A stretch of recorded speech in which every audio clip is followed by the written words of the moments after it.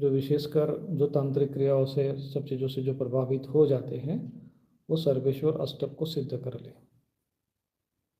108 पाठ कर ले। किसी भी स्थिति में कोई भी प्रेशर आ जाए, कोई भी दबाव आ जाए, तो 108 पाठ फिर भी पूरा कर ले। कोई समस्या आ जाए तो हमारा स्मरण कर ले, हमारा ध्यान कर ले, भगवान शिव जी से प्रार्थना करें, हनुमान जी से प्रार्थना करें, तो आपको एक ऊर्जा मिलेगी और आपका ये अष्टक सिद्ध हो जाएगा।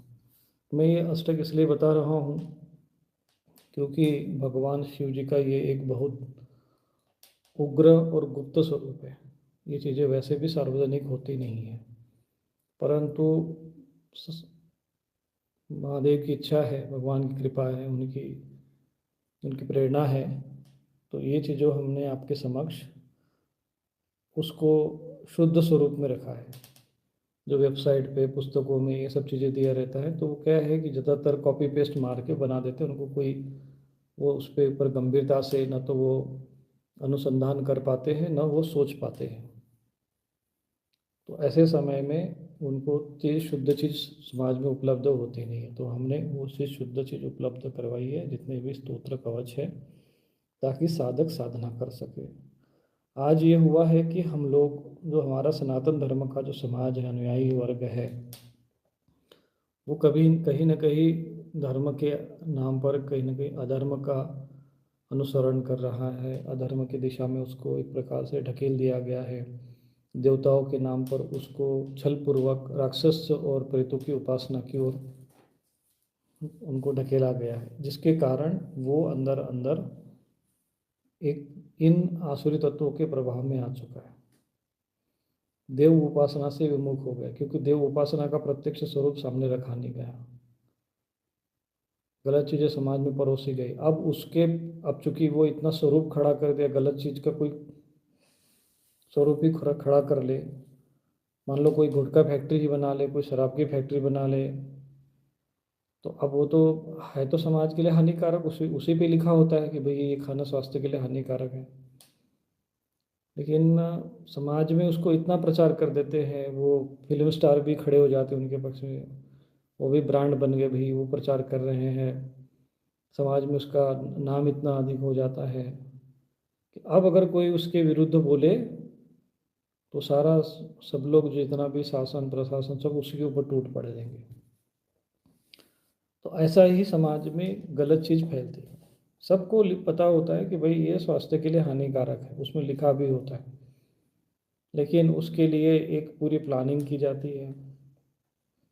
उसमें ये जो फिल्म स्टार होते, दो दो तीन तीन लोगों को ब्रांड बना के वो लोग करोड़ों रुपए दे देते, करोड़ों रुपए इन्वेस्टमेंट करते हैं।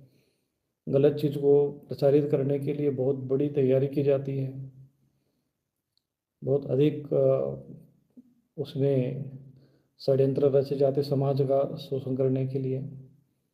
अब कोई इस विषय में कोई व्यक्ति खड़ा हो जाए और बोले इनके विरुद्ध, तो क्या होगा उसके साथ में? आप सोच सकते हैं कि उस व्यक्ति को कितना प्रेशर झेलना पड़ेगा, दबाव झेलना पड़ेगा। बस ऐसे ही एक उदाहरण ये है कि आज समाज में सबको समझ में आ रहा है, शास्त्र के विरुद्ध ये सब काम हो रहा है। इतना छल पूर्वक हुआ है कि आम व्यक्ति को समझ ही नहीं आया कि हम लोग किस दिशा में चले गए। अब धीरे धीरे उससे अगर आप बच के, अब समझ में तो आए, लेकिन अब उससे बाहर निकले कैसे? क्योंकि इन चीज़ों ने इतना अधिक घर कर लिया है, इतना कैप्चर कर लिया है दिल, दिमाग और मस्तिष्क को। परिवार का एक सदस्य यदि ठीक समझ, उसकी बुद्धि सही होगा, तो बाकी लोग जो है, क्योंकि उनके पास उतना आत्मबल नहीं है, उनका शुद्धि नहीं है, संयम नहीं है, सात्विकता नहीं है, तो वो लड़ नहीं पाते हैं या उनके बंधन से मुक्त नहीं हो पाते, तो घर में क्लेश का वातावरण बनता है। तो ऐसे समय में एक साधक क्या करे? तो भगवान शिव जी के ऐसे स्वरूप का आवाहन करना और उनकी साधना करना, ये आज के समय की बहुत आवश्यकता हो गई है। परंतु ये है कि जो भी साधक इस अभियान में लगे हैं, उनके साथ देवी शक्तियाँ भी खड़ी हैं। भगवान शिव जी ही उग्र स्वरूप में है। इन दुष्ट आसुर तत्वों का संहार करने के लिए तमस रूप उन्होंने धारण किया, क्योंकि आप बिना क्रोध के, बोले राम सको बतक, बिना क्रोध के, बिना उग्रता के आप इन असुरों का तो संहार ही नहीं कर सकते। इसलिए भाई आप किसी को मारना हो तो आपको क्रोध तो करना ही पड़ेगा। बोले राम सकोप, तब तो उनको भी कोप करना पड़ता है, क्रोध करना पड़ता है। तो तमोगुण रजोगुण के बिना कहाँ से होगा। तो इसलिए ये स्वरूप उनके उग्र स्वरूप समाज में है। परंतु जब आप इनकी आराधना करोगे, सात्विक साधक होगा, शुद्ध भाव से साधना करेगा, तो परम शांति का अनुभव करेगा। जैसे महाकाल स्तोत्र को ही देख लो, कई लोगों को लगता था कि नहीं, महाकाल जी का नाम लेने में ही भयभीत होते थे। परंतु अब जो महाकाल स्तोत्र करने लगे, महाकाल कवच करने लगे, महाकाल साधना के जिन्होंने भी की, उनको परम शांति का अनुभव हुआ। तो आप सर्वेश्वर अष्टक का अनुष्ठान सब लोग कर लें। जो अच्छे साधक है 108 पाठ हो सकता है, तो क्योंकि छोटा स्तोत्र है तो 108 को 108 108 3 बार भी अनुष्ठान कर ले तो भी अनुष्ठान सिद्ध कर ले। जिन्होंने, जो विशेषकर शिव जी के उपासक है और जिन्होंने कवच सिद्ध कर लिया, अमुक शिव कवच सिद्ध किया, शिव रक्षा कवच सिद्ध किया हो, ऐसे साधक को सर्वेश्वर अष्टक सिद्ध करना चाहिए, क्योंकि ये आज के समय की बहुत आवश्यकता है।